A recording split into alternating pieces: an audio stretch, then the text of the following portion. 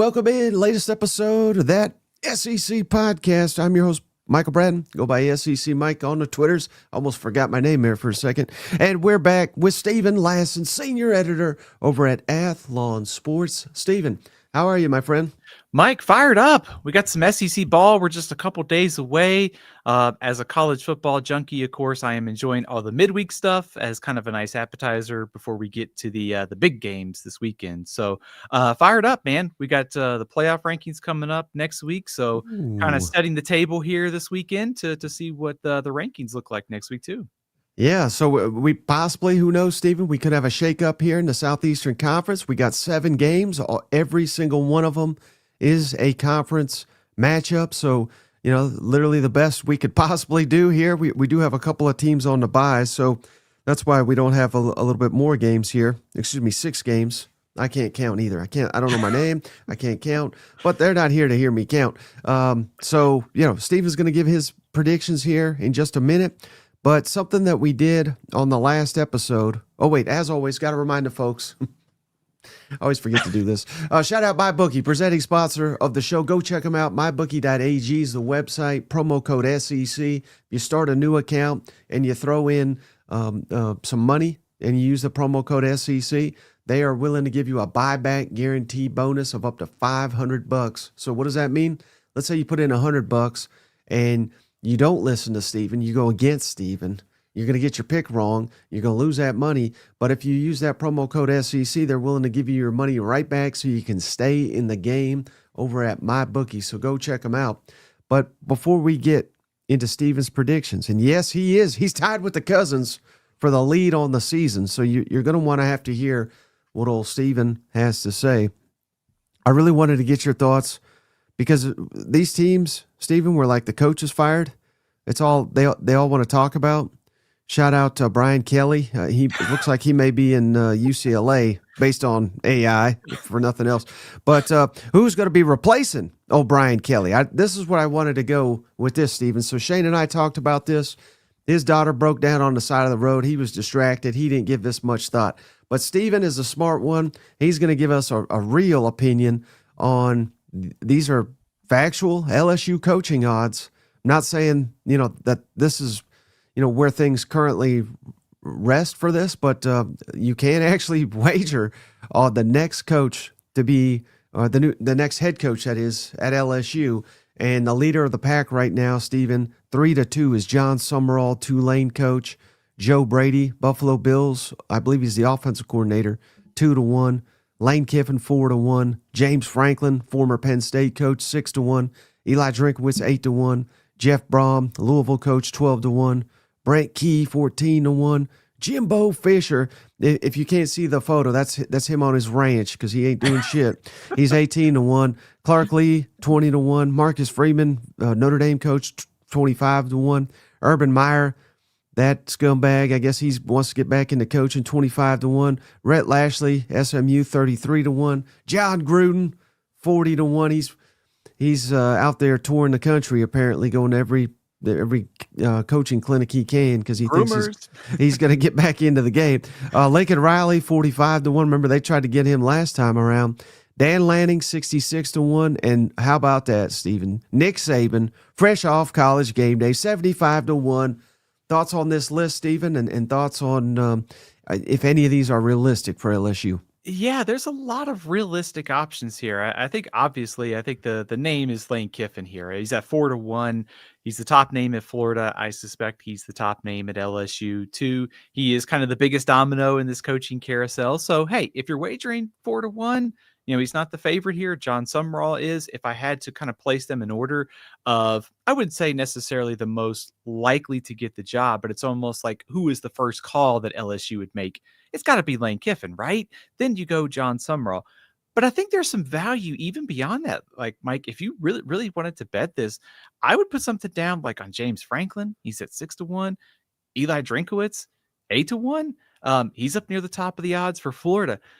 But Mike, I like to throw some darts when I'm looking at these odds because, right, there's going to be some surprises in the carousel. What about Jeff Brom? 12-1. He's a Louisville alum. He's got Louisville rolling. But what if what if LSU came to him and threw him? We know they're going to throw him a lot of money. Florida could do the same thing. So maybe like Jeff Brom at 12-1. I would even throw like something on Dan Lanning at 66-1. Lanning has been pretty consistent. He's got kind of a saying like, the grass is pretty green in Eugene. It's not necessarily green anywhere else. But hey, it's the SEC. He's got ties to the area from his time at Georgia and Alabama. So, if you like some dart throws, I love like Lanning at 66-1, Jeff Brom at 12-1. I think Summerall, Kiffin, and Drinkowitz are probably your first three realistic calls if you're LSU, though, perhaps. Yeah, interesting. Yeah, any shot. Now, there's a lot of speculation, Stephen, on Brian Kelly and his buyout, and if it can be lessened. And I do believe, I could be mistaken, but I believe he has mitigation. And if anyone is confused of what that means, that let's say Brian Kelly, like we threw up the joke there, let's say he's the next UCLA coach, and UCLA pays him $5 million a year. It's my understanding that it doesn't matter if it's $5 million, $1 million, $2 million, whatever, $20 million.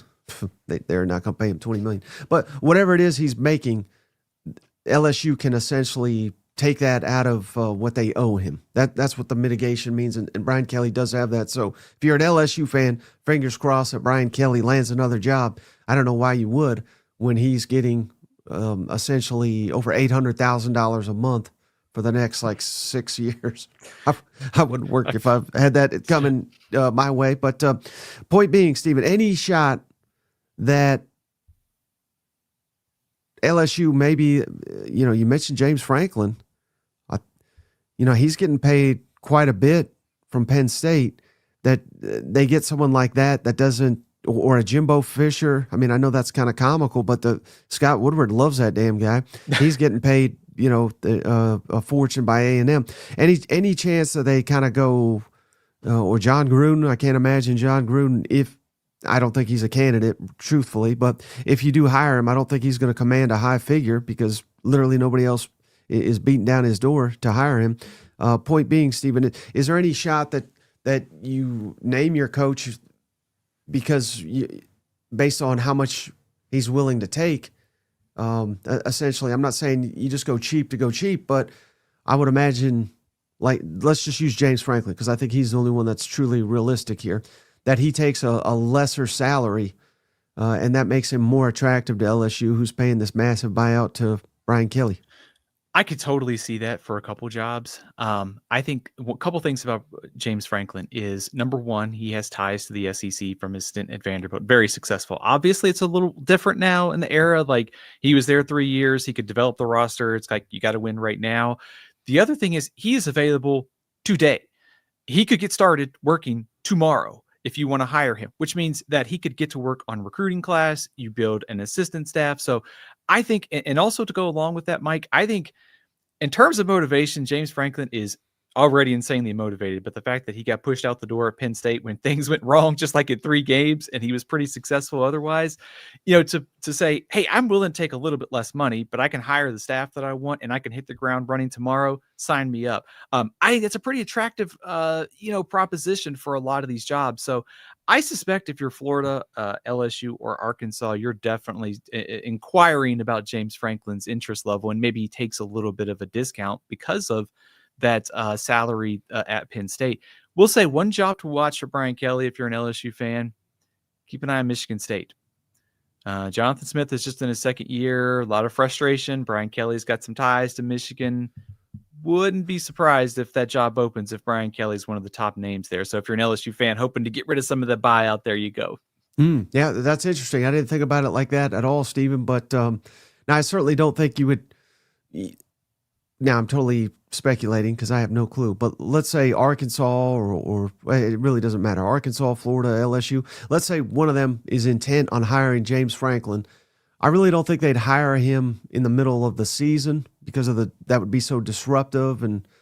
But based on your comments there, I think it's a safe assumption that because he's out there, because these teams have plenty of time to come to an agreement with him, that it's a safe assumption that as soon as the regular season is over, if James Franklin is truly interested in getting back into coaching, and I believe he's been very public that he is, he'll probably be hired very, very, very soon after the regular season comes to an end. Do you think that's a safe assumption? I do. So the last Saturday before the championship games is November 29th. I suspect that Sunday, November 30th, you're going to see dominoes start to fall, especially because signing day comes up right after that.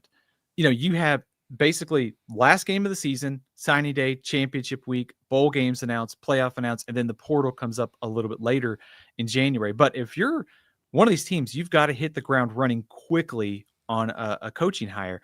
I think one thing on Franklin in terms of, I don't think LSU is going to go cheap necessarily, but I think you could be talking like, are you talking about like a couple $1,000,000, which maybe lets you hire a better offensive coordinator, defensive coordinator? You could put that money towards NIL. One thing that is consistent about Franklin, whether it was at Vanderbilt or Penn State, the guy knows how to push for what he needs. And he will not be afraid to push forward any resources that he needs. And essentially, LSU is probably a little bit better set up than Penn State is to contend for the national championship. So that would be kind of an interesting discussion, because I don't think you're necessarily talking about going cheap. I think it's maybe some dollars on the margins to maybe help you with roster and potentially coordinator hires there for maybe LSU or Florida in that case, if he's their guy. Yeah. Whoa, hey, Stephen, we got all these cousins have donated memberships, so I want to honor them. Cousin Glenn Warsaw, he is gifted Popeye's Knuckles. What a name. And Glenn's our cousin picker, so stay tuned tomorrow when Shane and I do the predictions. He'll be doing, we'll be revealing his predictions, which are pretty interesting. So shout out Cousin Glenn. We got Steven up. What a legend. Always showing up for them boys in Tuscaloosa. It's Steven up. Roll Tide. Thank you, Stephen Up. He gifted Hatchet. And then we had JR, the legend. The legend, Cousin JR, has done it again. JR, that makes me laugh every time. It's so awesome. Shout out Robert Tate. You've been gifted by the legend JR. All Day Trey, he's back. He's gifted, he's gifted a couple here. Shout out the legend All Day Trey. Pac-12 refugee. Pac-12 maybe blowed up, but you're always welcome here. Pac-12 refugee. Eli Wilkinson. All Day Trey also. You've been gifted. Eli, shout out Eli. SEC Sean. He was a celebrity picker last week. GSP Scott, you've been gifted. Thanks to SEC Sean. And Charles Centers, he became a member, Steven. So all y'all cousins, welcome to the family. Yeah. Thank you, everyone. Oh, and All Day Trey, he's back. One more. Man, All Day Trey must be made of money over here.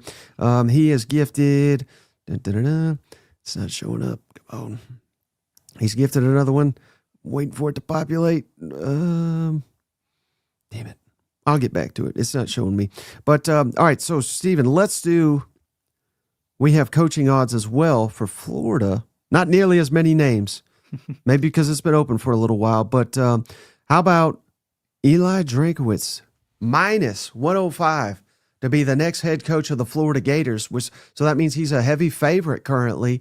Truthfully, what does this mean? I wouldn't put a ton of stock into this, but it is interesting nonetheless. James Franklin, we already talked about. He's 2-1, so he's got the second best odds to be the next Florida coach. And from what I understand, Stephen, the Gators are pissed that we're talking drinking James Franklin because all they want is Lane Kiffin, but he's next. Lane Kiffin, 3-1 odds to be the next Florida coach. Jed Fish, 9-1, the Washington head coach. Jeff Brom, 10-1, Louisville coach.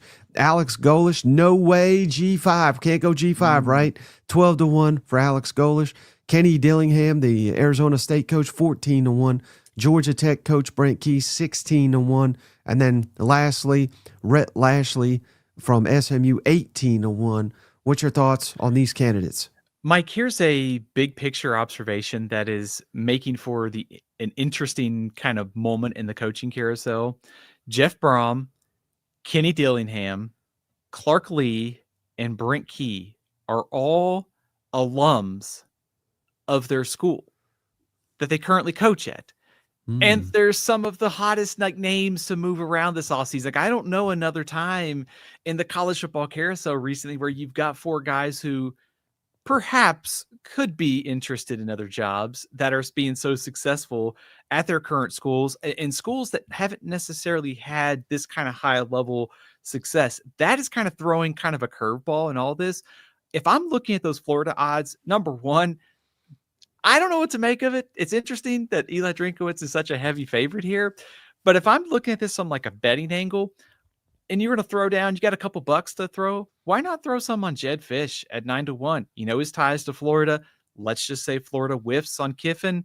They don't get Drinkowitz. So Jed Fish makes a ton of sense here. And I'll go back to Jeff Brom at 10-1. Mike, I think it's going to be hard to get him away from Louisville. But if you're Jeff Brom in Florida, in LSU, in Penn State, and all these jobs that could win a national championship start coming to you, and they're throwing 10, 11 million dollars out there, maybe it gets a little interesting. So just from a purely like odds play, Brom and Fish kind of stand out as some value to me at 9-1 and 10-1. I mean, you're the sensible one, right? So I don't know how sensible this is. We appreciate you being here, big Gator fan, but Drake's pathetic choice. He's a terrible coach. Eli doesn't fit UF. I'm trying to figure out why in the hell, Steven, that these Florida people are so out on Drink. The only thing I can figure is he's not Lane Kiffin, even though they essentially have the identical record the last 3 years. Can you make sense of why anyone? Now, I get if you just hate Drink and his personality, but other than that, is in any metric, is Drink a bad coach? He's like, what, 27-7 over the last 3 years. He's won double-digit games at Missouri the last 2 years. He runs an exciting brand of offensive football. Yeah, you may not like his personality, but you know what? When he's your coach, you will like the fact that he control any other fan base in the SEC. I think Drinkowitz is a really good coach, Mike. And if you're, I think this is the other question. If you don't get Kiffin, it's going to be a letdown. So where do you go? If you can't get Kiffin, if you don't get Jeff Brom, if you don't want James Franklin, this is kind of the candidate pool that you'd be choosing from. It would be like an Alex Golish, a Drinkowitz, or somebody in that mold, like maybe a John Summerall if he doesn't go to LSU.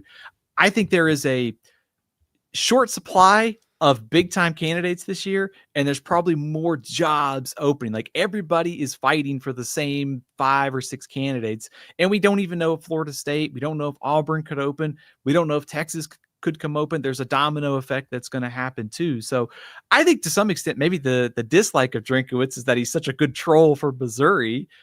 But like I said, Mike, he's got a track record of winning. And he knows how to recruit and adapt in this modern era of college football. I think he'd be a pretty good fit at Florida, wouldn't he? And then so he's back with another one. Eli ain't shit versus Kiffin. Eli's 56-27. So look at this, Steven. Well, maybe I'll just share my screen because it'll be easier. But while he was trashing him, what I did was I just looked up. This is a really good site that I use all the time, Sports Reference. Oh, yeah. So Lane Kiffin, 14 years as a head coach, right? Winning percentage, 68%, which that's good. I'm not saying it's bad, right? But he, again, 68. So Eli Drinkowitz ain't shit. Eli Drinkowitz winning 67.5. I mean, this is the same damn thing. And I would argue that being Missouri coach is a lot harder than Southern Cal coach, Tennessee coach, Florida Atlantic, where again, I'm not saying like Florida Atlantic is some awesome job, but that's not major football. I mean, that's you're competing against lesser than coaches and teams and shit like that. So, I mean, it's just this is asinine. And again, I'm not saying Kiffin's bad, but to say that he's like vastly superior to Drink you're just ignorant. It is the nicest way I can say it. I think it's fair to say Kiffin is a top 10 coach nationally. I think Drinkowitz is probably top 20 to 25. I think also, I think about it doesn't necessarily like work 1-to-1 in thinking about coaches, but I always think about where the job is on the hierarchy of college football really matters, because it's a lot easier to win at a place like Georgia, Texas, Alabama, LSU when you've got more resources. It's always risky to say, hey, if I take this coach who's here and put him here with more resources, he's going to win exponentially more. But like, if you're thinking about a Drinkowitz hypothetical here, he's at Missouri. He would have an easier path to recruiting in theory at Florida. He's got a way better ability to navigate the portal than Billy Napier did. And he knows how to put an offense together that isn't like the 1995s like Napier did. So I think Kiffin would be like the grand slam. But I think just thinking about where Missouri is, and it's not the top job in the SEC. It's not a bad job. It's that Florida's just a really good top 10 job. I think you give a coach more resources, and I think he could win at a higher level. So I think it's a testament to how good of a coach Drinkowitz is that he's won the 27 games in 3 years and probably headed for another top 25 finish. Mm-hmm.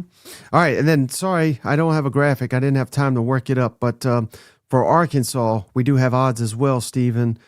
So just bear with me here. And again, there's not a ton of them, which is kind of more convenient. But right now, Arkansas odds. Rhett Lashley, the SMU coach, 3-1. That makes sense. Ryan Satterfield, the Memphis coach, 4-1. Bobby Petrino, 5-1. So he's still alive, apparently, according to the odds.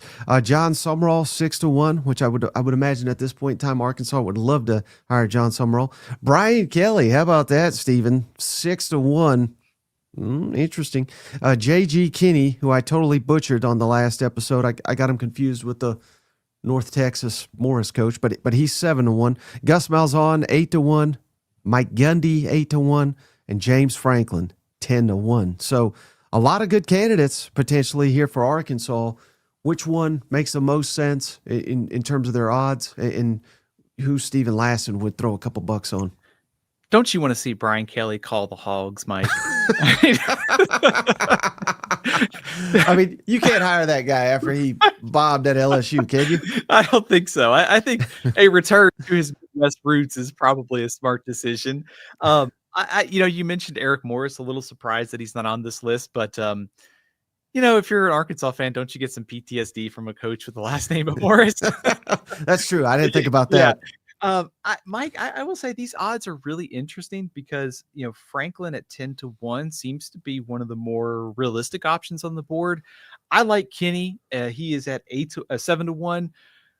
But Texas State's got a losing record this year. They've had a lot of close game issues. I don't know that you could really sell that if you're Arkansas.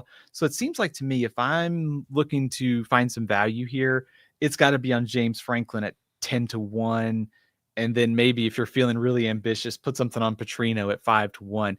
Lashley being the favorite doesn't surprise me. I think the question is going to be SMU is going to put it this way.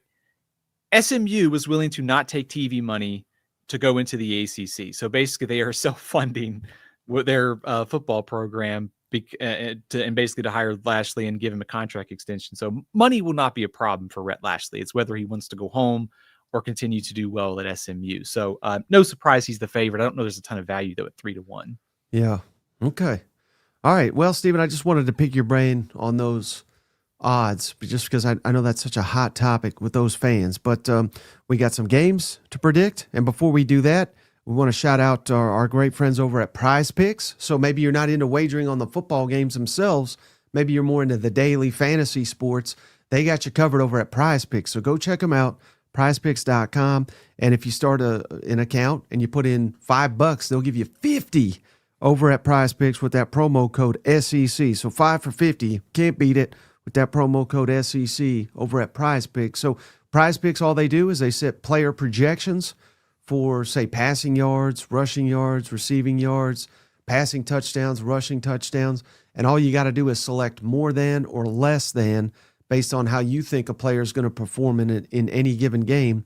And if you get it right, you can win big over at PrizePicks. So, Stephen, help the cousins out. Give them some winners over at PrizePicks for us. Mike, I've got a play, a quarterback, running back, and receiver for you. So I'll start with the two quarterbacks. Let's go with Gunnar Stockton. He is at Ooh. 224.5. Florida had some injuries in the secondary in their last game against Mississippi State. We'll see what the injury report looks like later tonight. But we know Florida's pretty solid against the run. I like Gunnar Stockton to throw for more than 224.5. So I'm going to take the more than side on that one. And I'm also going to take the more than side. Shout out Cousin Shane. Joey Aguilar, he's at 258.5. We saw last week a good Ole Miss offense was able to move the ball on Oklahoma. I think Joey Aguilar and this Tennessee offense, provided they have some good protection, can do so as well. I love those, Stephen, and I also love this comment. This guy's completely back in my good graces. He's won me over. Big Gator fan. Billy Napier to Arkansas. How about that? I mean, could do worse, I guess. I've seen Chad Morris. Oh my gosh, yeah. He would be better than Chad Morris, but yeah. If Billy Napier, this is like the opposite effect of Drinkwitz. If Napier couldn't win with Florida talent, it's going to be tough to win with Arkansas, right? Yeah, no doubt. But all right, sorry to go off topic. But yeah, Joey Aguilar, I love that. He's on fire right now, playing at home. Night game. I know Oklahoma's really good on defense, so that'll be interesting. I think those are some solid prize pick selections. And how about this, Stephen? I didn't realize this. Did you? I don't know if you are aware, but Brian Fiermo, he does a really good job with the FEI, I think it's called, his analytics. He has got Georgia. This kind of blew my mind, Stephen, as the number one most efficient offense in the country. How about that? Now, again, he takes into account the competition you've played and the results you've gotten after that. So, at Tennessee, Ole Miss, had a lot of success in those games. But does that surprise you at all to see Georgia as the number one offense in the analytics? I'm not talking SEC. I'm talking the country. A little bit surprising. One metric that I look at is success rate, and another site has Georgia at like 13th in the country. So, I mean, they're not that far off. That is a little bit surprising just, from watching Georgia relative to some of these other offenses this year. So, I guess put the fire Mike Bobo chance on ice for a couple weeks if he keeps All right. Who else you got for us on the prize picks? I got a running back play for you, Mike. Torrey Blaylock, 38.5, more than. I know he didn't have a great game last week, but he was over 100 yards the week before. Tennessee is pretty generous at giving up the rushing yards. So I like Torrey Blaylock at 38.5 to go more than. And on the receiving side, we'll go back to the quarterbacks and try to project their top targets. I'm going to take Zachariah Branch. He's at 55.5. Give me the more than side, and also give me the more than side for Chris Brazzell. He's at 65.5. I think one big Aguilar to Brazzell connection could put you over the top in those two numbers. So a lot of more than plays this week, Mike. Oh, interesting. Yeah. So just based on your prize pick selections, you're thinking Georgia and Tennessee are going to have some big time performances, at least on the offense this weekend in the SEC. I think so. I think enough for our friends over at for the cousins to be able to cash some plays at PrizePicks at least, right? Yeah, no doubt. All right, any others before we move on to your predictions? Mike, I think that's it. I think that's, knock on wood, hopefully 5 winners for the cousins. All right. Well, yeah. We're going to hold you to that, Stephen. So, all right, let's get into the action, man. What a slate of games we got here in the Southeastern Conference. And let's start, Stephen, with let's go to the Fire the Coach Bowl. Whoever loses this game, I think, should be run out of town. Kentucky at Auburn. Auburn, a 10.5 point favorite at home. Over-unders 44.5 total points. This is the night game on SEC Network, 7:30 Eastern, 6:30 Central on SEC Network. So who do you like here, Stephen? Kentucky at Auburn. Mike, I think the biggest storyline for this game is, and you kind of nailed it with the hot seat. It's the hot seat bowl. But there is something at stake here for Auburn. I mean, if they win this one, they're probably going bowling because they get Mercer coming up on November 22nd. And that was the goal for Hugh Freeze, right? This preseason, get to a bowl game, just a couple wins away. So there's a lot at stake here for Auburn. I think for Kentucky, we'll see how this game goes, kind of what it means for the future of Mark Stoops. I think if you get blown out, I certainly think it may perhaps speed up some of these conversations. We have seen Auburn under Hugh Freeze kind of drop games where they are a big favorite, right? So a little bit of a beware here. This is kind of a hard game to get a read on. But I think when you start looking at the matchups in Kentucky's offense against this Auburn defense, Kentucky has scored 14 points and 13 points in its 2 road games this year. Now, if you want to be an optimist, Cutter Boley in SEC games has a quarterback rating that is better than Diego Pavia, DJ Lagway, John Mateer, Garrett Nussmeier, and Arch Manning. Just like we predicted in the preseason, right? So have fun with some stats on that one. Big question for me is how does Kentucky, are they able to run the ball? Cutter Boley has been playing really well the last couple of weeks, I think. Seth McGowan, of course, missed last week. Auburn is very good against the run. So I think they're going to need some balance there to take the pressure off of Boley. Offense is a question on the other side, too, with Auburn. Is it Jackson Arnold? Is it Ashton Daniels? I didn't see a whole lot of Ashton Daniels at Stanford to tell me he is a drastic upgrade over Jackson Arnold. The one thing he did do last week is that it seems like he did a better job of taking care of the ball. And in a game where 2 teams are having trouble scoring, turnovers could be pretty important. Mike, I think for Auburn, curious to see how they run the ball against this Kentucky front. This Kentucky front's pretty solid. Jeremiah Cobb's been having a couple good games back-to-back here. So a couple things that stand out to me is turnover margin. Auburn is +5 in SEC games. Kentucky is -5. So Kentucky can't afford to have a game like that in order to pull off the upset. Kentucky has lost 3 of 5 SEC games by 21 or more points. And of course, the 2 games that were close, they were at home, Ole Miss and Texas. Go figure. I have a hard time projecting the final score in this one, Mike. I feel good about Auburn winning. I just don't know what the final score is going to be just because I can't really trust the quarterbacks for Auburn in this game. So I'm going to take a little bit of the lower end on the projection. I'm going to take Auburn 27. I'm going to take Kentucky 17. Turnovers, I think Auburn's defense is probably the difference here. If Auburn has a couple turnovers, this game gets probably a lot closer on the scoreboard. But I like Auburn at home to win and move one step closer to bowl eligibility. Does it change anything for you if you knew who the starting quarterback was for Auburn between Jackson Arnold and Ashton Daniels? And right before we hopped on here, Hugh Freeze on the SEC coaches teleconference, he didn't really give an indication. He said they're both practicing, and he basically said, Jackson just looks good. And, we don't see these mistakes coming. So I don't know, take that into consideration. But if you knew the quarterback, does that change anything for Auburn? I don't think it does. I think my question is, what is the level of play on Saturday you're going to get? I think Daniels at Stanford last year, I think threw more interceptions than touchdowns, but he took care of the ball on Saturday.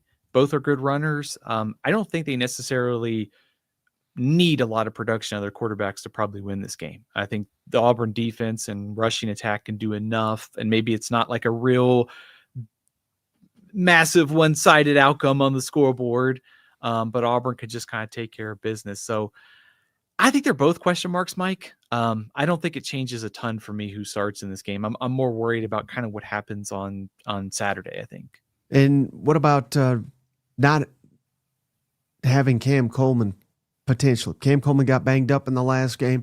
Freeze also was asked about that. He said he's working hard. I think he said he's doing everything he can. That was basically how he left it. So don't know his status, but if let's say he doesn't play, which I hope he does. I hope he's fine and everything like that, of course. But if he doesn't play, does that change the outcome at all? I don't think it changes the outcome. I say this with a little bit of like trepidation because Auburn has lost some of these games where they are favorites under Hugh Freeze and they tend to knock off somebody they shouldn't. So this is like the sirens are kind of going off here, but also just given how Kentucky has struggled in most of their SEC games this year and the matchups, it just doesn't seem like a great matchup for Kentucky. So I think even if they don't have Coleman, I think they could still win this game because to me, this is more about the Auburn defense. I think they should be able to control Kentucky's offense. What if I could tell you that Cutter Boley comes close to matching the production he had against Tennessee? Would that change your opinion of the outcome of this game? I think if he does that, I think you're talking about a much closer game because didn't he have like 5 touchdowns? Yeah. If you're talking like 300 yards and 5 touchdowns or so, I'm thinking that's probably a good chance for Kentucky to win this game. Unless they're just like way behind and they're throwing in the fourth quarter to keep up. But right. If you give me 4 or 5 touchdowns that are Cutter Boley, are we sure that Auburn can score 4 or 5 touchdowns too right now? No, I truly don't. Now, again, that was, to your point earlier, that was a home game and was against Tennessee defense. Tennessee's pretty bad compared to Auburn, who is one of the better defenses in the Southeastern Conference in the country. So I'm not suggesting that happens, but who knows? Stephen, crazier things have happened, and maybe Kentucky's got themselves one hell of a quarterback, and people just don't realize it yet because, if you have actually been watching Kentucky, and I don't blame you if you haven't because they're pretty terrible, right? But, again, he had a great game against Tennessee, and hell, he outplayed Arch Manning. Yeah. I thought in a big way 2 weeks ago. Again, that was another home game, but Texas got a really good defense. I would say Texas got a better defense than Auburn. Yeah. Or it's at least comparable. So the fact that he was able to do what he did against Texas defense, that gives me some optimism if I'm a Kentucky fan that Cutter Boley can do some of the same things he did against Texas. He can do it against Auburn. I think that's fair. I think we also saw too, like they've done a better job of finding ways to get Kendrick Law kind of the ball maybe in some space. Also DJ Miller stepping up last week too.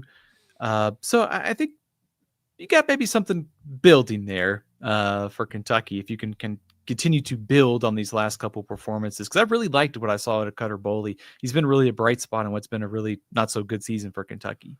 And shout out to Emily. She's an Auburn fan. She says, can they play Calzada? No, barring some unforeseen issue. Hey, last thing, then we can move on to a different game here, Stephen. But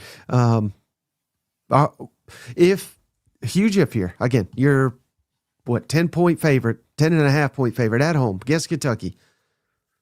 If Auburn loses this damn game, is there any chance that Hugh Freeze is the coach come Sunday? I would fire him if he loses to Kentucky. There's the clip. That's all I need.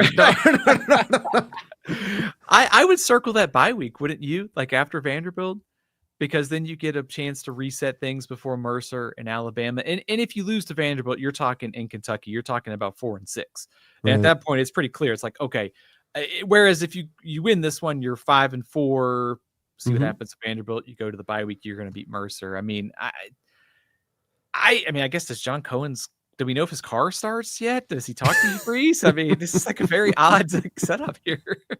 It is. It's one of the weirder ones in the country. But you know what's not weird, Stephen?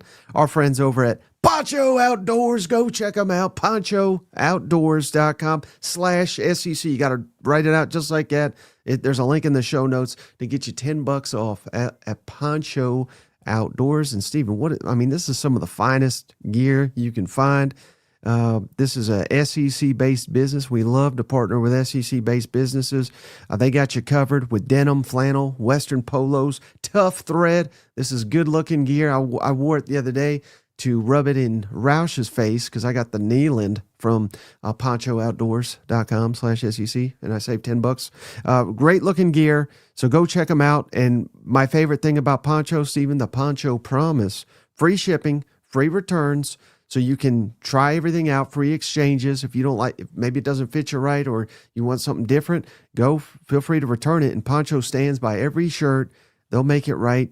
if it's not your favorite. So go check them out, ponchooutdoors.com/SEC to get you $10 off. You can't beat it. I think Hugh Freeze, he's going to need a new shirt after he gets let go here. He's got to clean up his act. You know what? Mike, I see an opportunity for our friends at Poncho Outdoors here. Think about the bowl game sponsors. This game could be sponsored on Saturday. It could be the Poncho Outdoors Hot Seat Bowl because both coaches are going to need some new wardrobes come potentially later this season. We've already got a couple fired. We could have some more here. So they could go on there and get them a couple bucks off. Right. And Hatchet says, hey, they're a little expensive, but hey, that's why we're trying to get you $10 off to knock off, $10. You can't beat it. I mean, we're trying to help you out. It's Christmas right around. Get yourself a Christmas present. Get Steven a present. He'll come up at Poncho. That's all I'm trying to do. You could use your winnings from the PrizePicks to get you a Poncho shirt. Yeah, exactly. Well, speaking of winning, there's not much winning going on in Fayetteville and Starkville, but somebody's got to win. Here on Saturday, Stephen, Mississippi State at Arkansas. The Razorbacks favored by 4.5 points at home. The over-unders 67.5 total points. This game kicks off at 4 Eastern, 3 Central on the SEC Network. Stephen, my word, who's winning this one? Please give optimism for both these fans that so desperately need it. Mike, we can talk about some optimism here because we all remember that 2023 game where it was like 7-3. And that game is like ingrained in my memory. So let's take some optimism that this week's game with an over-under of 67, 68, depending on where you look, we're going to see some offensive fireworks. And I think that's what's worth tuning into if you're not a Mississippi State or Arkansas fan. We're going to see some offense between, Taylor Green, Blake Shapen and the big plays in Mississippi State's offense. Maybe Fluff Bothwell is back for the Bulldogs as well. Big picture, though, it's hard to see a path for Mississippi State to get to a bowl unless they win this game. Their next couple games are pretty tough. Maybe you could talk yourself into 1 upset, 2 probably difficult. For Arkansas, it is about slim bowl hopes, but it's also, can Bobby Petrino build the case to be back next season? So there's a lot at stake here. Just in the big picture, Mike, this one is pretty simple. You've got 2 offenses that can score. Mississippi State is very good at generating big plays. Arkansas gives up a lot of big plays. We've got Arkansas's defense has allowed 5 straight opponents to rush for more than 200 yards. If Fluff Bothwell gets back, if you play college fantasy or our friends at PrizePicks, Bothwell and Booth probably good plays on Saturday. But of course, we could say the same thing about Arkansas. Taylor Green is coming off kind of a shaky performance with 3 interceptions. But at the same time, I think we all kind of expect him to bounce back. Mississippi State's defense is better, but it's also been trending slowly in the wrong direction. They're giving up over 6 yards of play in SEC contests. They also struggle against the run. So it could be a good day for Mike Washington and Taylor Green. Kind of a big picture thought here. Both of these teams have had some excruciating, painful, heartbreaking losses this year. The good news is somebody's going to win on Saturday. The question is, which team has got something left in the tank? Because Mississippi State has played like heavyweight fight to the end the last couple weeks. Arkansas probably disappointed in the way last week's game turned out after leading. This one's difficult to get a read on, Mike. The only thing I can guarantee you is I do expect some offense, and I expect this game to be fairly high scoring. Mississippi State has been better in the turnover margin this year, and perhaps that's the difference in the game. So I'm taking the upset, Mike. I'm going to go with the Bulldogs 34, Arkansas 31, in a back and forth game. And perhaps the difference is a turnover. And also I'll take the Bulldogs rushing attack to maybe do enough in the fourth quarter to put this one away. Mm-hmm. Any surprise that Arkansas is favored and by such a wide margin? Or not, I mean, it's not 4.5, but favored by that much, I guess. I was a little surprised. I think it's almost like you have to remove what happened last week and think about the big picture for Arkansas, that they've been so close every week, and that's been against A&M and some Mm-hmm. other contests this year. So I think Vegas probably has their power rating a little bit higher on Arkansas. Could say the same thing against Mississippi State. This one feels much more like a pick 'em to me than a 3 or 4 point game in the spread. Yeah. Yeah. So it's almost smart to kind of take the points. You know what I mean? Yeah. Unless you truly believe Arkansas is a better team, or you believe Jeff Lebby will find a way to screw this one up too. That's a fair assessment as well. But I mean, I think this is going to be a highly entertaining game, but I have no clue who's going to win it. You know what? Last team with the ball wins type of game, as cliche as that could be, Mike. But I mean, we could be in for some, if nothing else, these teams just fighting for trying to get to 6 wins. But to see Talon Green against a defense that's not very good, to see Mississippi State maybe hit some big plays, this game is not going to top the national radar or anything. But I think if anything, it's very high on entertainment value on Saturday. Yeah, and it could be as simple as which team wants it more, which Yeah. team's still fighting, and there's really just no way to tell. And a lot of that could go down to, who starts quicker. And I think it's both these teams. Once like one or two things goes wrong, they kind of go into the tank, and there's no way to predict who that'll be. You know what? Yeah, and especially, we mentioned the turnover margin. I mean, Mississippi State +5, Arkansas -8. I think there's definitely some confidence for both teams given the way the season is played out. And you wonder, like, if you're at Arkansas and you're at home and you can get ahead 14-0. Yes, you gave up the game last week and you were ahead, and Mississippi State's got firepower. But given the way the season has gone, like some confidence early, maybe you force a turnover or two, that could really help. And we're at the point of the season where motivation is a big X factor for all these teams. And you do wonder, quick start for one of these two gets that checks that motivation box and be able to win on Saturday. Mm-hmm. All right, Stephen, how about this matchup here in the Southeastern Conference? We got South Carolina at Ole Miss. The Rebels at home, favored by 12.5 points. The over-under's 54.5 total points. 4 p.m. Eastern, 3 Central on the SEC Network. Stephen, this game was not very competitive, if I recall, from last season. Could this one be a little bit more competitive if South Carolina shows up like it did last week? That's the big question, I think, is how much does South Carolina have left in the tank? Because they have been a better team in November under Shane Beamer. Mike, you and I have talked about in-season growth. They find a way to pull off an upset. That close call last week, did they empty the tank? And it's going to be hard for them to get up for this game on Saturday in Oxford. And the stakes for Ole Miss are incredibly high here, because we saw it last year when they got to November. They kind of fell apart with those losses to Florida and LSU and ended that chance to go to the college football playoff. So the stakes here for Ole Miss, when you look at the schedule, if they're 7-1, the next 3 games are at home. You win those 3 games, you're going to the college football playoff. It's that simple. It's all there for Ole Miss. So I think there's got to be hey, we've got to take care of business mentality on Saturday for Ole Miss. And I think anytime when I've started to break this game down, I came back to, if South Carolina wins, and I know this is pretty simple, it's got to be a Lenora Sellers kind of game.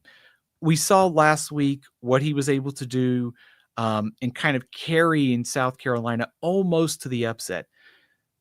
But Mike, South Carolina has scored over 20 points just 2 times in SEC play this season.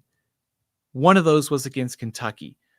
I know Ole Miss isn't a shutdown defense, but man, they made the stops last week when it mattered. South Carolina hasn't reached 350 yards in a game this season. You see what I'm getting at here is, like, it's going to take a significant effort on South Carolina's part to keep pace with the Ole Miss offense. Now, Ole Miss defense has had some issues against the run. Oklahoma hit some plays last week in the big play through the air. I think you can move the ball in this defense. But I think if I'm Ole Miss, I look at this and say, if we can play our style, if we can get ahead, if Chambliss and Lacey are up 14-0, it's going to be really hard for South Carolina to come back. I think the best chance for South Carolina is to turn it into a game like we saw last week, where it was ugly, it was lower scoring. I wonder if the tank is a little bit empty. South Carolina's lost 4 of their 5 SEC games by 9 points or more. Ole Miss has 4 SEC wins by 1 score. So the spread is 12.5, maybe a little bit wacky. But I'm going to take Ole Miss 34, South Carolina 17, Mike. I think it's going to be tough for the South Carolina offense to keep pace here. And I think given what's at stake, I think we see a very motivated Ole Miss team to take care of business on Saturday.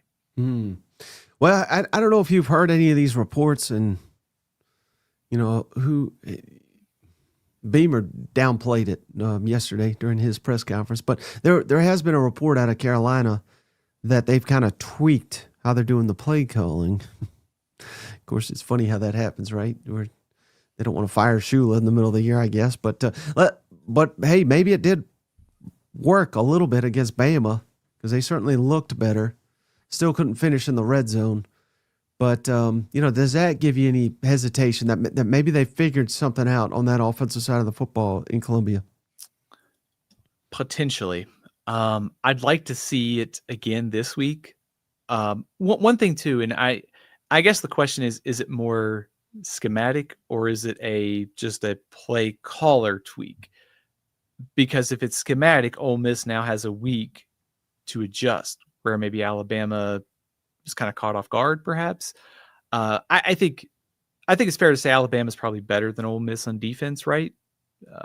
So I think there will be opportunities here for Sellers and this offense to move the ball. I think just the track record this season, even if this Ole Miss defense has questions, and they've had some issues against mobile quarterbacks with Stockton and Taylon Green, I think there will be a couple plays where Sellers pops. I just wonder over the course of the game whether they have a hard time getting to that 24 or so points they probably need to try to make this a closer game. Mm-hmm. Yeah. How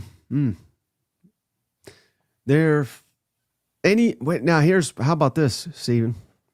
Because this is about one of the only things that can hold Ole Miss back potentially, is if this noise, and I think this is less than ever in this modern era, in this essentially every roster, whether you want to admit it. I think most people are willing to admit this now, but most of these rosters are like, everybody's on a 1-year contract. I mean, literally everybody can. So is there anything to the fact that Ole Miss could be distracted given this Lane Kiffin speculation, or do you not really think that's much of a factor? 2 thoughts on this. First of all, Lane Kiffin could actually end this any day he wants to. He could say, I'm going to be here in 2026, but it's to his advantage to not say that. I wondered if it would be a distraction last week, but they look pretty good at it against Oklahoma. What I think in this era, we might worry more about losses, actually, because if Ole Miss had 2 or 3 losses and then you pile coaching rumors on top of that, I would worry more about kind of falling apart. But I think this team, given their 7-1 and a very favorable stretch here, I'm not as worried as I would be if we were sitting here saying they're 5-3, I think. Right. And heck, to what I was kind of getting at is any of the players that have eligibility remaining in Oxford, if they really like Kiffin, they can just follow him to wherever he goes next. Yeah. You know what I mean? So it's just a unique time. So I truly don't think that has a huge factor. But I think it did a couple years ago when he nearly went to Auburn. If you recall, they really, that was the season they fell apart at the stretch. And there was all those rumors with Kiffin going to Auburn. I wonder if later in the season, maybe playing Florida could be a little awkward. I also think the Egg Bowl, being on the road and being at the last week of the season where coaching stuff really gets hot, maybe one of those two games could be pretty interesting. I think we're not quite at that point yet where I'm worried about it, especially since how they played on Saturday. I think that should give Ole Miss fans some confidence here. Hey, shout out cousin Phil Taylor. He gave us $5, Stephen. I don't see A&M losing, but I can't go 8-4 without that first loss to MIZ. Man, I was gonna say, next week, if you're not a Texas A&M fan, you better get your 8-4 jokes in this week and before next Saturday, because there's a chance that they're 9-0, and those will be, invalid for until next year. All right, Stephen. Now we're getting into a little bit more interesting games, perhaps. How about Georgia versus Florida down in Jacksonville? Of course, world's largest outdoor cocktail party. Them dogs, Stephen, favored by 7.5 in this rivalry showdown. The over-under's 50.5 total points. This game kicks off, as always, 3:30 Eastern, 2:30 Central, nationally televised on ABC. What do you like in this one? Mike, I will be honest with you as we start this discussion. I really have no idea what Florida team is going to show up here, because I think back to last year, and that game was probably going to be a lot closer had DJ Lagway not gotten hurt. And Georgia's played a lot of like high wire acts this season. You think about Ole Miss, you think about Alabama, Tennessee. A lot of their games have gone down to the wire this year. So I'm really curious to see what kind of Florida team we see. Do we see an offense that's maybe a little bit more aggressive in play calling, especially with throws downfield? Georgia has given up some big plays in the secondary. You've got Dallas Wilson. Maybe you throw it up a few times and see what happens. So the unknown for Florida here is a massive X factor, especially with a new offensive play caller. We do know that Georgia is pretty solid against the run, maybe not as dominant. It should be a good matchup against this Florida offensive line and Jaden Baugh. I think on the other side is really where this game could be decided. And Florida is giving up 6 yards a play in SEC games this season. We talked about the injuries in the secondary. We'll see how healthy they are when the injury report comes out.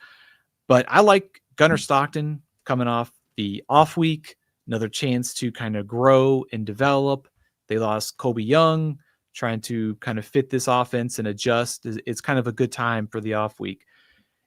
It's a little hard to know what to expect out of this Florida team, Mike. As I mentioned, Georgia has 3 wins in the SEC by 1 score. So the spread being 7 or so, not really a surprise.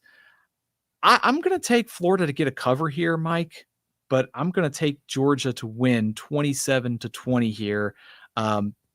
If we had seen Florida once or twice prior to this moment, might have changed my score here. But I think we've seen teams have a interim coach bump, and Florida still has a lot of good players. And with Lagway and some of the potential in the passing game, maybe to hit a player or two, I think they at least get a cover. But I think Georgia wins. Maybe Georgia overlooking them Gators. It's hard to see that with old Kirby. I can't imagine ever in his life he's going to overlook Florida. But again, it really doesn't matter. I mean, hell, I don't think any of these coaches ever overlook an opponent. But sometimes I think it's hard to get that into the players' minds, especially when the opposing coach has been fired and Florida's been disappointing this year. So, I can't imagine Ole Miss with literally the playoff in front of them just overlooked Florida last year, but yet it happened. You know what? So, crazier things have happened. We've seen also this year that the trend across the conference has been like parity, close games. And that wouldn't stun me here. Like I said, I'm picking Florida to get a cover here. Do you think I'm crazy taking Florida to cover, Mike? Do you have an idea of what to expect out of Florida on Saturday? No, not at all. Because again, I realize the final score may be slightly deceiving, but if you go back and actually watch that A&M game, they punched them right in the mouth, right? So yeah. That was a competitive ball game through much of it. The only game they really got their ass kicked was Miami. They should be a lot better. Obviously, that's why That's why Napier's not the coach anymore. But and then again here, Georgia, to your point, I mean, every one of these seemingly, except for Kentucky, in conference games have all been. They could have won them all. They could have lost them all. So yeah, I know. I was pumping up Georgia earlier with the #1 offense efficiency. That's a credit to them, but it also kind of blows my mind because I don't think of them as like the #1 offense in the country. Perhaps they are, but if they are, Stephen, I think that gives you a good indication of how disappointing they've been on the defensive side of the football. Yeah. So if we get Jaden Ball going, we've got some receivers now. If we can push the ball down the field, and that's seemingly the strength of DJ Lagway's game when it comes to passing, it wouldn't shock me at all. And who knows, maybe they're a better team without old Billy calling the plays. I don't think would be stunning either. No, it wouldn't be stunning. And I think there's also an opportunity to catch Georgia maybe by surprise early. Maybe you've had 2 weeks to put some new stuff in, Mike, but also I think we saw DJ Lagway earlier in the year. Like, I don't think he was clearly not 100% early in the season, but it did seem like he got a little bit healthier over the last couple weeks. And then now you add in an off week to get ready for this game. Like, maybe we see an even better version of Lagway than we saw earlier this season. I don't know if we're going to see the high kind of potential we thought this year, just given the time off and the rust and everything. But there is a potential that I think he's getting healthier as the season goes along. And with some of the weapons, Georgia's not as good defensively as we've seen. I think that gives them a chance to at least hang around. It's hard to see Georgia. I think I trust Kirby to find a way to win this game. I think is fair to say. No doubt, and I trust all day Trey to keep coming through. He said dogs by 50, and Stephen, he gifted 5 more membership. Man, what a guy you are, Trace. You better be wrong, Stephen. Dogs is winning by 50. Thanks to all day Trey, who gifted Joseph Moore, Justin Tinsley, Mr. SEC. Who's that, my father? Justin Paget and Chandler Massengale. You've all been gifted. Thanks to all day Trey. Welcome to the family. Yeah. All right, Stephen, how about this matchup here? We got 2 more. Night game on old Rocky Top, Stephen. Oklahoma on the road at Tennessee. Both these teams fighting for their playoff lives. The Vols favored by 3.5 points. The over-under's 56.5 total points. 7:30 Eastern, 6:30 Central on ABC. What do you like in this one? Mike, I think the first thing that comes to my mind here is what the stakes are for both teams. You've got 2 teams at 6-2 vying to be in the playoff. They both desperately need a victory to stay alive. Maybe you could talk yourself into Oklahoma at 9-3, depending on how the rest of the season goes. But I think you want to be 10-2. So the loser of this game is probably eliminated. I think the matchup that we all want to see on Saturday night has got to be strength on strength. It is Tennessee's offense against that Oklahoma defense. Tennessee is 7th in the country in offensive success rate. Oklahoma is number 1 in the country in defensive success rate. Still number 1 after the Ole Miss game. So when I look at this matchup, I go, how does Tennessee's offensive line hold up? Because we know Oklahoma's defense is going to get pressure. But if Tennessee can, I think there are plays to be made against the secondary for Oklahoma. 315 passing yards to Ole Miss last week. Aguilar and these receivers, we saw the performance they had against Kentucky. Yes, Kentucky is bad.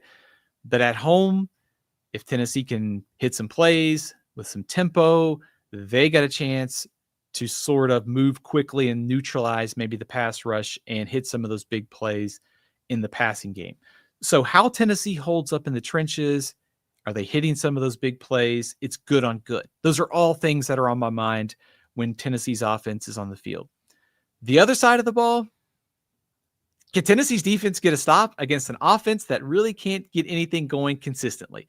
It is a fascinating matchup of question mark versus question mark. And thinking about Tennessee's defense, they do one thing pretty well, which is they're pretty good at getting pressure. And Oklahoma's offensive front hasn't been great this year.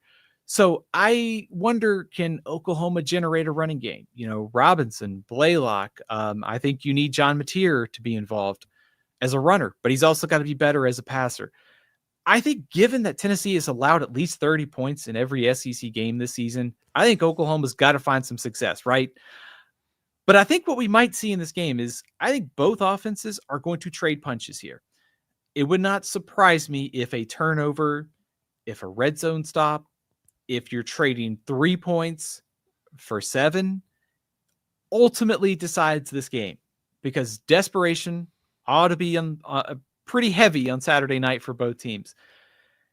Oklahoma is also -6 in turnover margin. That seems like it's a problem potentially against Tennessee. Mike, since 2021, Tennessee has lost at home 4 times. Georgia, and Ole Miss. Basically, since that Ole Miss game, they've lost 4 times since that Ole Miss game. And of course, And Ole Miss cheated. Right? I was there. I was going to say you were there. So since that Ole Miss game, it has been just Georgia. Tennessee's not going to lose this game, right? They're at home. Joey Aguilar, some fireworks, and our friends over at Tennessee Legends as Joey Aguilar continues to pace the SEC in passing this year. Mike, give me the balls at home Saturday night, 30-27. I think Tennessee's offense gets it done. Tennessee's defense does just enough to get the ball back to Aguilar, and home field advantage is why I like the Vols here. Wow. So even though you're going with Tennessee, very close game here.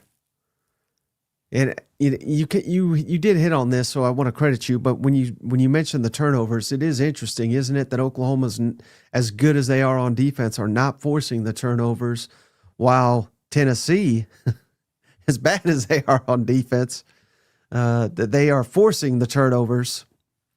It's just kind of weird how that works. But also Tennessee, I believe, number 1 in the country, Stephen, in defensive touchdowns. So again, those, when you're that bad on defense, you make up for it slightly when you're scoring touchdowns in getting the turnovers. So yeah, I mean, if that trend continues, I think you've nailed it. I think Tennessee will win. Now, if Oklahoma gets a turnover or 2, which they haven't, I think they've only gotten 4 on the year. I could be off by 1 or 2 on that number, but if they can get a turnover or 2, I think they're winning this game. So, yeah, I'm split. I'm split on this one.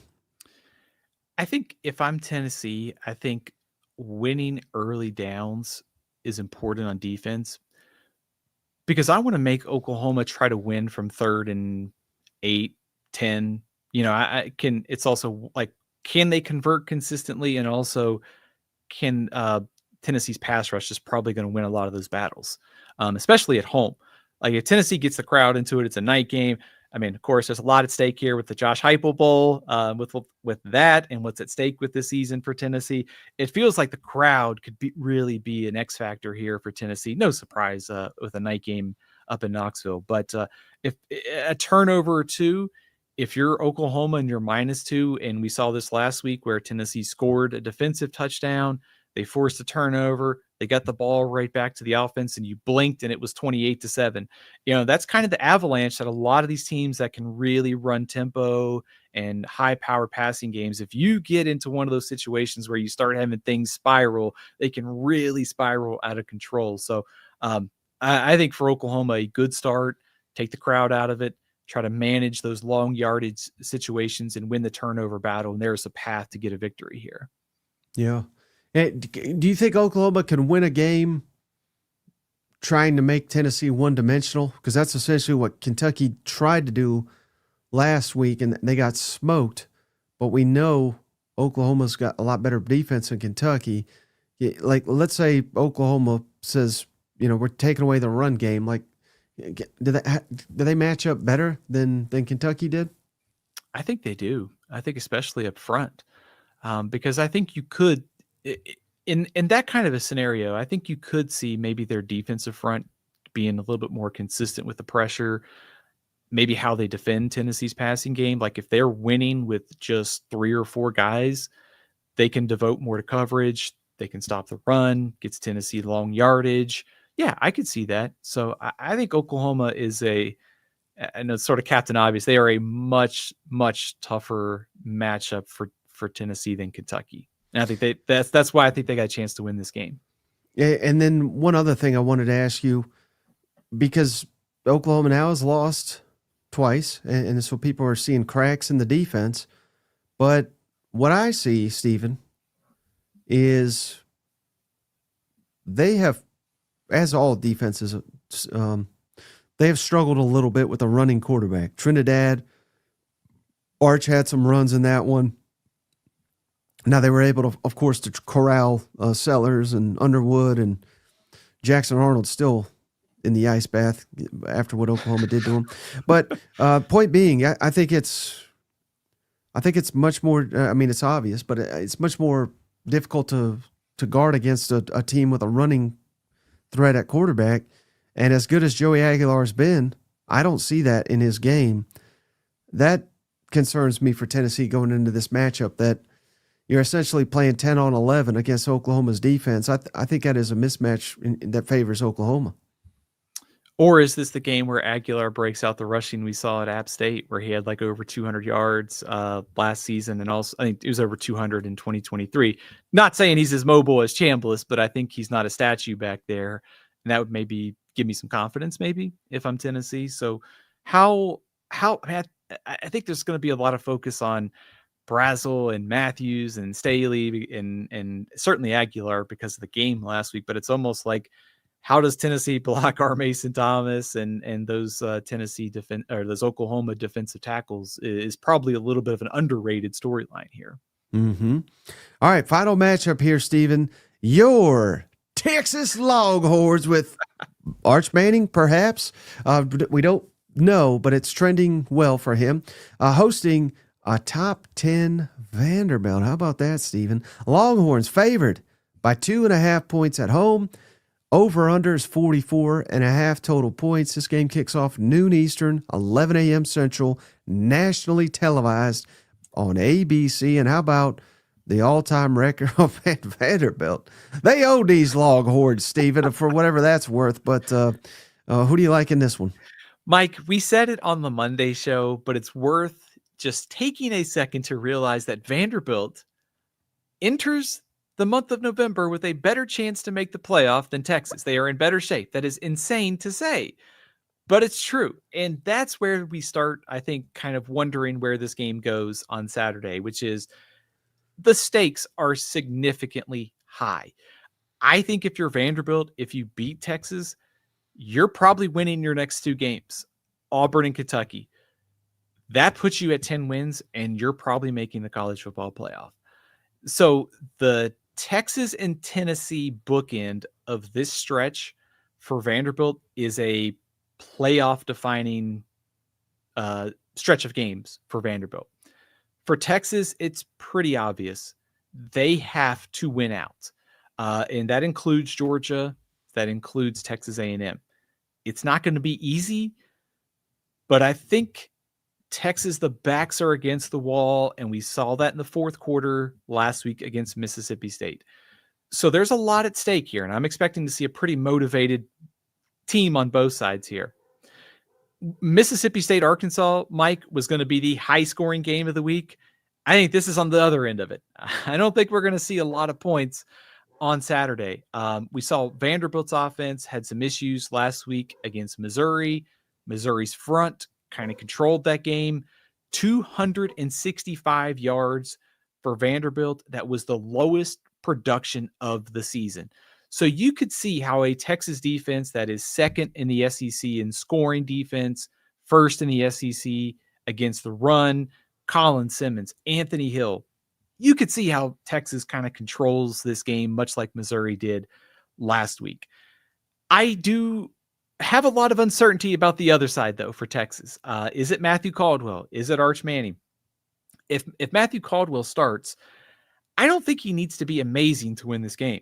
I think what we're setting up is a very ugly, kind of low-scoring, low-possession game where turnovers, field position, running the ball, who doesn't make a mistake, probably adds up. Vanderbilt gave up 170 rushing yards to Missouri last week. Now, Ahmad Hardy was held under 100 yards. So normally you would say, well, if you got to back a quarterback, you could run the ball and play to your defense. Texas hasn't really run the ball well this season. So I don't know how that does it. Does it help that Texas is at home? Does it help that they've got a week to know whether or not Arch is in or not? There's a lot of unknowns here. So I think the one thing we do know is that it's going to be low scoring, a defensive battle. It's going to look a lot like Missouri and Vanderbilt. I don't want to doubt Diego Pavia. That is for sure. Because I think Pavia, in this game, the better defense is Texas. But I think Pavia and Vanderbilt's going to find a way to manufacture some points here. The unknown of Arch Manning makes me almost lean Texas here, or lean Vanderbilt. But Mike, Texas, backs against the wall. I think they've got the better defense. I think they'll find a way, much like they did in the fourth quarter last week against Mississippi State. Texas finds a way, 24-20. I think that confidence level probably grows if Arch Manning plays on Saturday.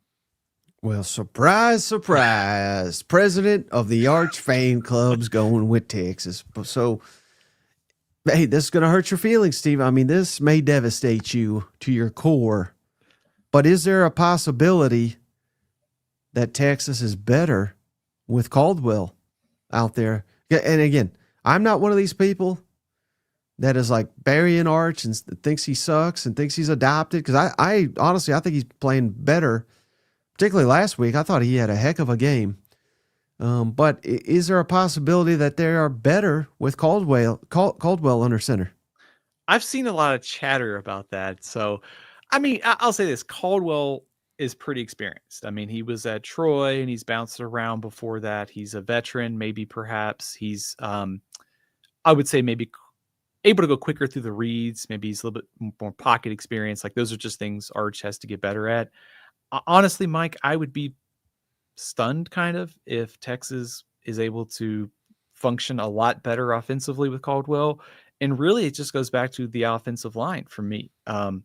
There's been several plays that Arch has missed on, several throws every week. I'm like, the dude is wide open. Just put the ball in the money and let him run and catch it. It's small things like that I think are fixable. And I think his mobility is actually, there was a couple times last week where he, and it was true against Oklahoma, a play here and there to escape the pocket, third down.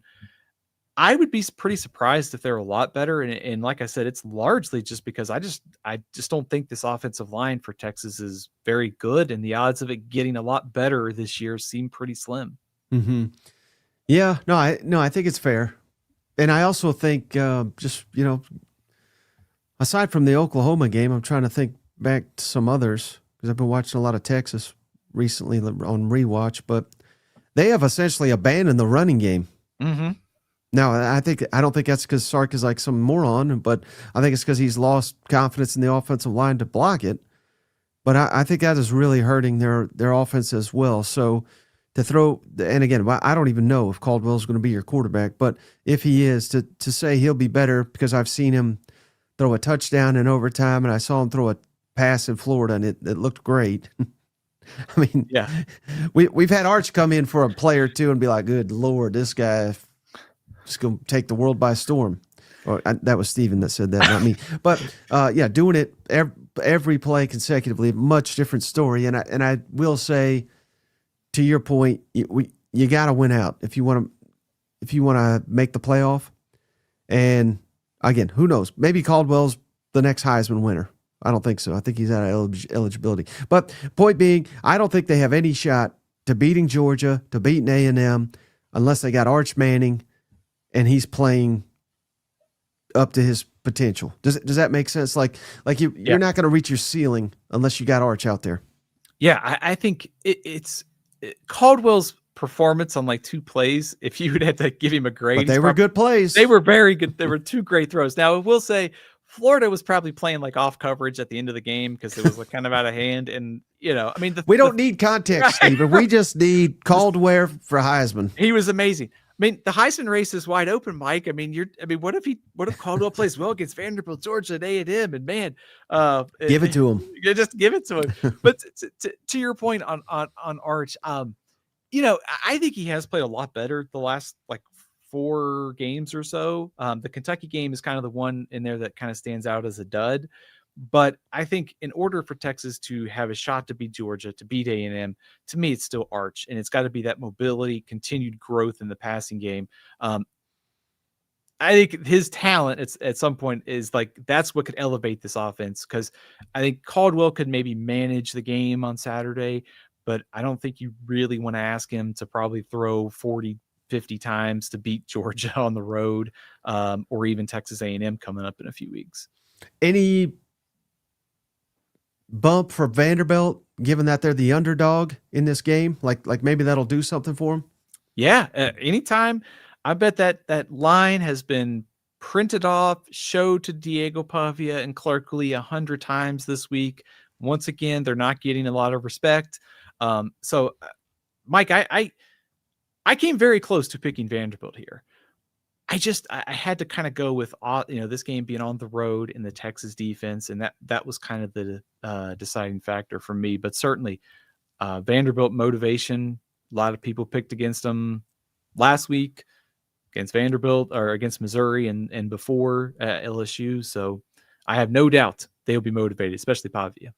The fact that they struggled so much though on offense against Missouri, do you think that's an outlier, or do you think that is, the SEC grind starting to, weigh on them, and it's just going to get more difficult as we get down the stretch? Was last week's performance on an outlier, or maybe our team's starting to figure out this Vanderbilt offense a little bit? They kind of sputtered down the stretch last year too. Some of that was Pavia being injured. So I don't know that I would buy that they're running out of steam. I think it might just be more matchup based, because the week before they carved up LSU, and for all of LSU's problems, I think their defense is pretty solid, even though they got beat up pretty good by A&M on Saturday. So I think some of it is just probably matchup based more than anything. Mm-hmm. Okay. All right, Steven. So we've gone through all the predictions, but you've yet to give us your John Mateer lock of the week. My John Mateer 5-star lock of the week is going to be Mississippi State. Ooh. Taking State, the underdog, on the road. Man, that's a bold lock, considering they haven't won an SEC game in 16 attempts? Or they could just simply cover, right? It is a tough week to figure out, because you do have the Florida-Georgia game. You've got the unknown of Arch. I think Oklahoma, Tennessee, I feel pretty good about Tennessee winning. I just don't know what the final score is. And then 12 is a lot for South Carolina and Ole Miss. So I feel pretty good. At least Mississippi State will at least cover against Arkansas. So I had to go with the Bulldogs here. Okay, so if that's your John Mateer lock of the week, which game are you least confident that you have predicted the winner this weekend in the SEC?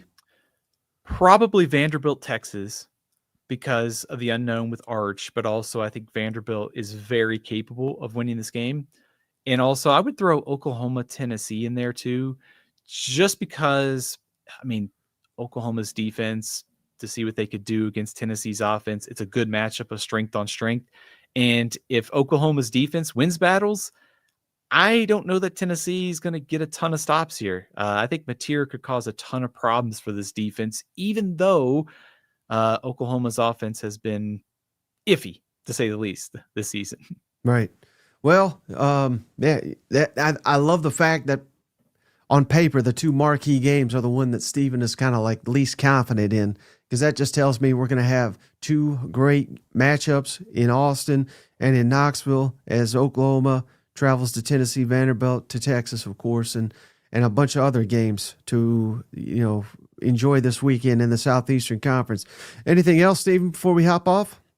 Mike, fired up for another big weekend of games. It's the first weekend in November, so we better enjoy these next couple weeks, right? And it's also what I would say is one of those table setting kind of weekends with all the playoff stuff coming up. We'll get a good idea. We're kind of in elimination week pretty much every Saturday at this point. So fired up to see what happens. I think it's going to be another great weekend of SEC ball.